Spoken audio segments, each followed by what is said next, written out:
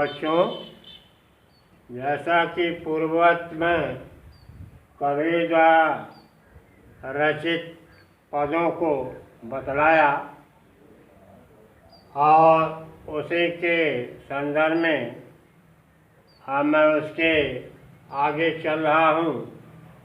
इस पद के बारे में बता रहा हूँ, इसे ध्यान से सुनिए। कबीर ने भगवत प्राप्ति के निमित्त बहुत अच्छा मूल्यांकन किया। एक कबीरदास जी कहते हैं कि जब मैं था तब गुरु नहीं,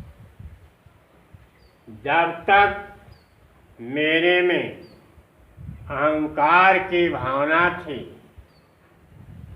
यानी ज्ञान प्राप्त करने का जो समय था, तब हमें गुरु नहीं प्राप्त हुआ। आज जब ज्ञान प्राप्त करने का समय नहीं रहा, यानी जीवन का संपूर्ण समय व्यतीत हो गया, इंद्रियां शिथिल हो गईं, और गुरु तब अब गुरु भी नहीं प्राप्त। सारा जीवन का समय व्यतीत हो गया, ज्ञान सीखने का समय नहीं रह गया। अब गुरु हैं हम नहीं, गुरु मिले तो अब मेरा जीवन समाप्त होने की ओर अग्रसित हो गया। अब मैं कैसे प्राप्त करूं? और प्रेम गलीत साकरी, ईश्वर को प्राप्त करने के लिए जो मार्ग है वह बहुत पतली है। उस मंजिल से जाने के लिए वह पतली बहुत मार्ग है। उस मार्ग में इस संसार के वही लोग जा सकते हैं जो भगवान को पूर्ण रूप से अपने को समर्पित कर दिए हैं। वही प्राप्त कर सकते हैं, वही उस रास्ते से जा सकते हैं, और लोग नहीं जा सकते हैं। इसलिए भगवत रूप में पूर्ण रूप से समर्पित होना ही भगवत प्राप्त करने का लक्ष्य है। ये रहा पांचवें पद की आवेश में है। कबीरदास चित्त चमकाइयाँ कहते हैं कि अब हमारे में ज्ञान की ज्योत जग चुकी है।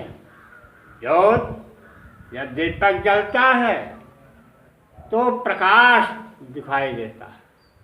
तो जब हृदय में, मन में ज्ञान की ज्योत जलने लगेगी तो भगवत प्रकाश दिखाई देगा, ज्ञान दिखाई देगा। और जब ज्ञान हो जाएगा तो भगवान की प्राप्ति अवश्य होगी। चौदिश लागीला, और चारों दिशाओं में, चारों ओर देखने पर, दृष्टिपात करने पर यही दिखाई देता है कि सभी लोग अपने में एकदम उलझे हुए हैं। कोई पूर्ण रूप से समर्पित नहीं है। कहने का आशय ये है कि जिनको भगवान की प्राप्ति करनी है वह अपने जीवन को पूर्ण रूप से समर्पित कर देते हैं। और क्या है तो वही, और इस संसार में कुछ काम आने वाला नहीं। केवल एक चीज बताया जो बहुत महत्वपूर्ण है, हरि सुमिरन। केवल भगवान का सुमिरन, स्मरण ही आपके जीवन में काम आएगा। और उसको आप हाथ में लेकर के माला यदि उनका स्मरण करेंगे, यह संसार के जो अंदर में आने वाली ज्वालाएं हैं, अंधकार हैं, ये सब नष्ट हो जाएंगे, सब बुझ जाएंगे, और तब हमको आत्म शांति की प्राप्ति होगी और भगवान की प्राप्ति होगी। हमारी श्रद्धा बढ़ती रहेगी, जिससे मैं इस मानव यौन से मुक्त हो जाऊं, शरीर धारण करने का फल हमको प्राप्त हो जाऊं। आप हम आगे पढ़ेंगे अगले पद का। झूठे सुख को सुख कहें, मानत है मन मोद। इतनी सुंदर सुव्यवस्थित व्याख्या कबीरदास जी ने इस पद के माध्यम से समाज को यह इंगित किया है और कहते हैं कि यह संसार के लोग झूठे सुख को ही अपना सुख मान बैठते हैं और उसे बड़ी प्रसन्न चित्त से हृदय से मांगते हैं, लेकिन यह सुख क्षणिक अस्थायी नहीं है, क्योंकि जगत चबैना जो संसार को नष्ट करने वाला है, चबा जाने वाला, खा जाने वाला, समाप्त कर देने वाला है, वो क्या है? काल।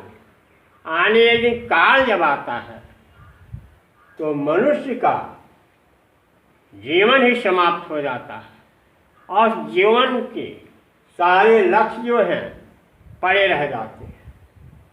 अब कुछ मुख में कुछ बोल, आज जितने आपके उद्देश्य हैं, जब काल आता है चपेट ले जाता है, आपका उद्देश्य पड़ा रहता है, हृदय में मुख में पड़ा ही रहता, कुछ स्पष्ट नहीं कर पाते, न पूरा कर पाते हैं, उनके सारे लक्ष्य जो है अधूरे रह जाते हैं।